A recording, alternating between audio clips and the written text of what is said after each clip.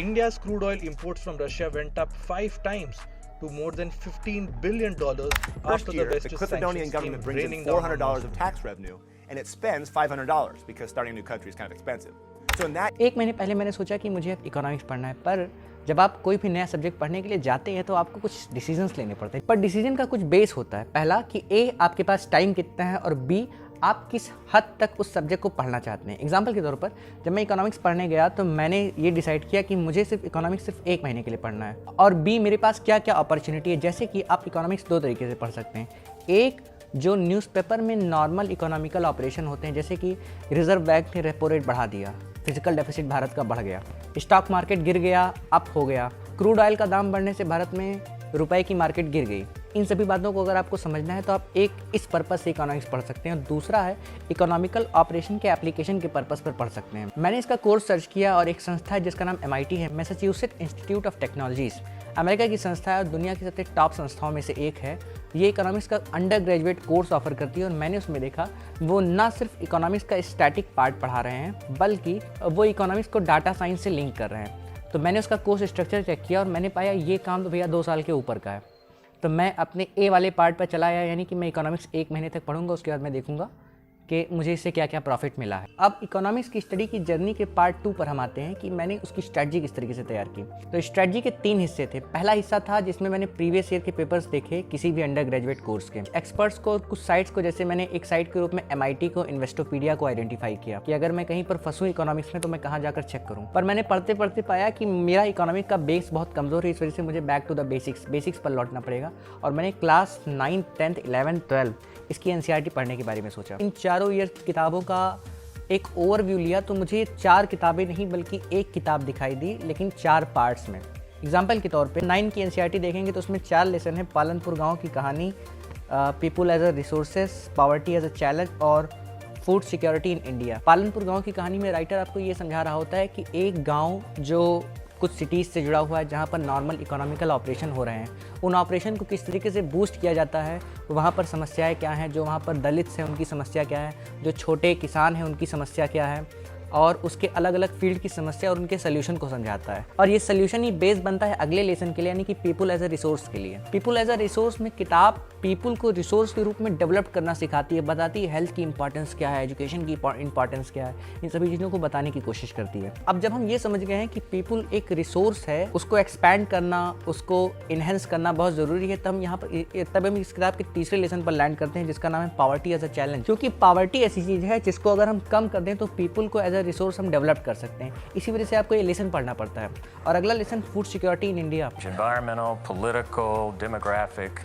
The question is, how do we feed a growing population? Poverty को कम करने का सबसे बेहतरीन तरीका है कि आप किसी को फूड सिक्योरिटी दे दीजिए, उसको खाने की, पहनने की, उसको अच्छा पानी पीने की, इन सभी चीज़ों की अगर आप सिक्योरिटी दे दें तो उसका डेवलपमेंट अपने आप ही हो जाएगा। लेकिन जब आप क्लास 10th की NCERT देखते हैं तो उसका पहला लेसन ही डेवलपमेंट है। इस लेसन में आप ह्यूमन डेवलपमेंट के बारे में सीखते हैं कि डेवलपमेंट किस तरीके से वर्क करता है, अलग अलग लोगों के लिए डेवलपमेंट के मायने क्या हैं, किस तरीके से डेवलपमेंटल मूवमेंट्स चलाए जाते हैं, किस तरीके से डेवलपमेंट एक सोसाइटी को शेप करता है।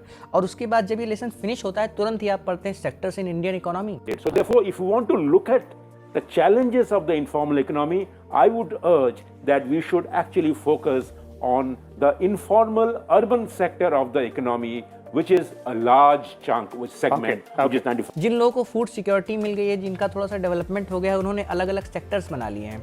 कोई प्राइमरी सेक्टर में काम कर रहा है, कोई सेकेंडरी सेक्टर में, कोई टर्सारी सेक्टर में काम कर रहा है। ये सेक्टर इंडियन इकोनॉमी में किस तरीके से डिवाइड है और किस तरीके से वर्क करते हैं, किस तरीके से इंटरलिंक है, आप इस लेसन में ये समझते हैं। अगला लेसन है मनी एंड क्रेडिट। इस लेसन में आप मनी की इंपॉर्टेंस समझते हैं और किस तरीके से हमारा जो बैंक सिस्टम है डीपली कैसे क्रेडिट से जुड़ा हुआ है, आप इस बात को समझते हैं। पूरे बैंक सिस्टम को समझते हैं और उसने किस तरीके से इकोनॉमी को बूस्ट किया है और डेवलपमेंट में कितनी बड़ी हिस्सेदारी है, आप ये समझते हैं। इसी लेसन में आप SSG के बारे में, यानी कि सेल्फ हेल्प ग्रुप के बारे में समझते हैं कि उनका क्या रोल है, कोऑपरेटिव्स के बारे में समझते हैं। मनी हो गया है, सेक्टर समझ गए, डेवलपमेंट समझ गए, लेकिन अब आपको ग्लोबलाइजेशन समझना है। ग्लोबलाइजेशन कुछ नहीं है, बस किस तरीके से मनी मार्केट और प्रोडक्शन किस तरीके से एक बड़े स्केल पर, इंटरनेशनल स्केल पर काम करता है, इसी को ग्लोबलाइजेशन कहते हैं। हम जब क्लास 10th की इकोनॉमी पढ़ते हैं तो हम ये पाते हैं कि उसमें उसके लेसन ज़्यादातर प्रोडक्शन के ऊपर बेस्ड हैं। मनी जो कि प्रोडक्शन को इन्हेंस करता है, सेक्टर जो कि प्रोडक्शन को बढ़ाता है, ग्लोबलाइजेशन जो प्रोडक्शन और मार्केट को किसी और लेवल पर ही लेकर चला जाता है।